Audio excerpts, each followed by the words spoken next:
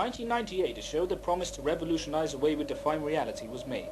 It was publicized as an experiment in social behavior and fear. The show, simply named The Haunt, was hyped as being the biggest television event since the moon landing. After an enormous advertising campaign, the show finally aired for the first time on October 31st, 1999.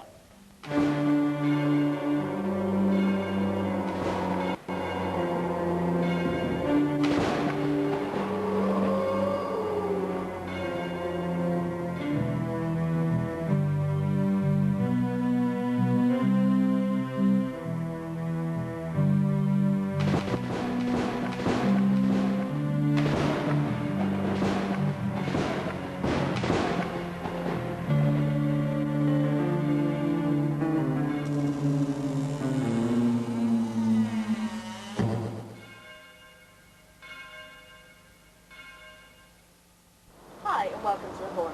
I'm Barry Kennett and I'm here at Oak Manor in Wiltshire where our 5 lucky contestants will be spending the week trying to avoid ghosts and ghouls in order to claim the top prize of £10,000. The aim of the game is simple: survive. Our fearless 5 will have to complete a series of tasks set by us in order to stay in the house. If anyone fails to complete their task or leaves the house at any time, they will be immediately disqualified. I'm joined by Mr. Thomas Sands, caretaker of the house for the past 12 years.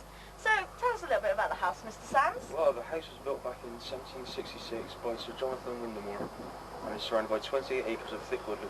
It was originally designed as a square block. Spooky stuff. Over 70,000 people applied for a place on the show, and psychologists worked with producers to narrow the list down to the final 5.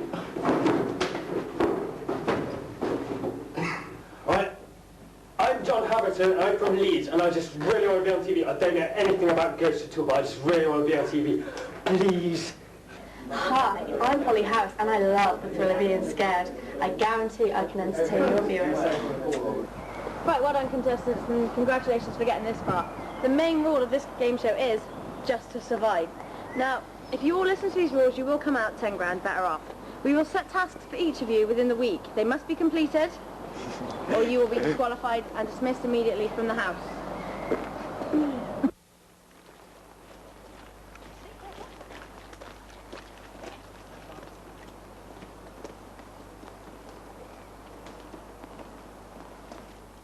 The contestants entered the house at 9 AM on October 31st. Everything went according to plan for the first 2 days. Then on the evening of day 3, one of the contestants, Sally Phillips, a civil servant from Leeds, fled the house in terror. Are we on? Yes. Sally's just left the house. Let's go and see what's happened. Sally, what happened? What happened, Sally? I saw it. What?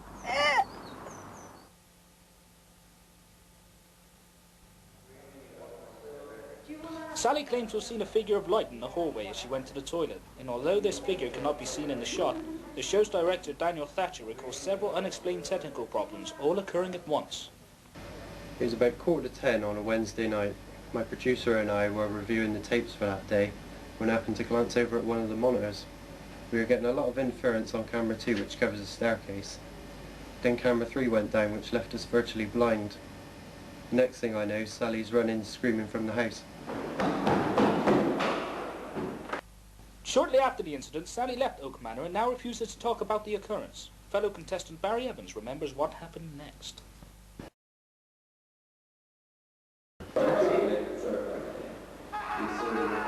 Wait.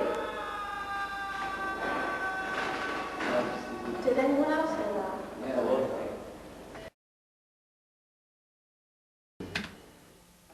The rest of the night passed quietly and the contestants woke the next morning to find their challenge for the day.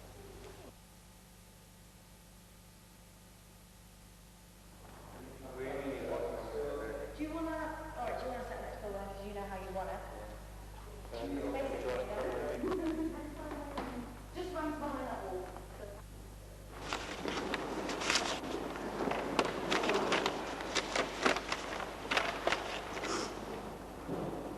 Should be interesting.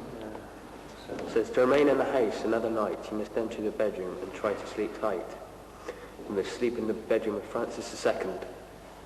All the doors must be shut and locked, and you must be alone. That night, John slept in the infamous Francis II bedroom, alone. The evening passed quietly, and at 1:45 a.m. on Thursday morning, John entered the bedroom of second heir to Oak Manor, Francis II. The door was locked. After what happened to Sally, I wasn't going to take any chances. I stayed up all night watching the footage from inside and outside the bedroom. It must have been about 2:30 when I noticed some odd interference on the camera outside the bedroom. I switched to the one inside the room, and the second I did that, we lost both. For several minutes, John was completely alone in the room. No one knew what was happening, and the camera mounted outside the bedroom began to flicker back to life. Seconds later, the house was filled with blood-curdling screams coming from John's room. The other contestants rushed to his aid, but to no avail. The door was jammed shut. Come in!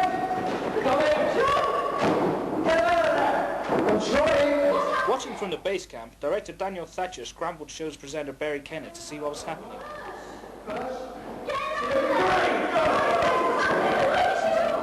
John, what happened? Right. Black light, I saw it. It's here in this house. You're gonna die. What happened to John inside the bedroom remains a mystery. It was at that point that Thatcher decided that enough was enough. Obviously we'd set up certain situations to scare the contestants, but what happened to John and Sally? We had nothing to do with that. Then the phone rang. Daniel received a congratulatory call from network executives. Ratings were soaring. Thatcher tried to explain that the situation was out of control, but his pleas to stop the show were ignored. John was to be removed from the house immediately, and the show was to go on. Reluctantly, Thatcher agreed. 8:45, Thursday morning. The 3 remaining contestants haven't slept for more than 24 hours. They discussed what happened to John. Well, I don't know about you guys, but all I'm in it for now is the prize money. It's the only reason I'm still here. So what are we going to do tonight? I don't know.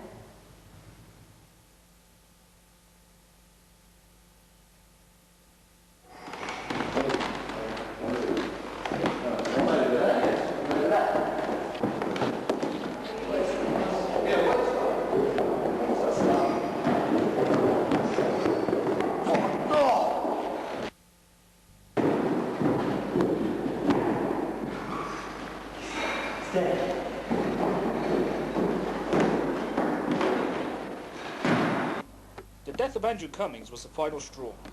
Watching from the production base, Daniel Thatcher and Barry Kennett rushed to the house. The show was immediately stopped, and the police called. Who's there? What happened? What do you think killed Andrew Cummings? Andrew Cummings' death went down in history as the first to be aired live on television. The nation was stunned. Many still prefer to believe that the whole show was an act, rather than acknowledge the truth, that ghosts do indeed exist. After 3 separate police investigations and several parliamentary debates, new legislation was introduced, severely limiting the potential of future reality shows. What happened to Oak Manor? Today the house remains empty.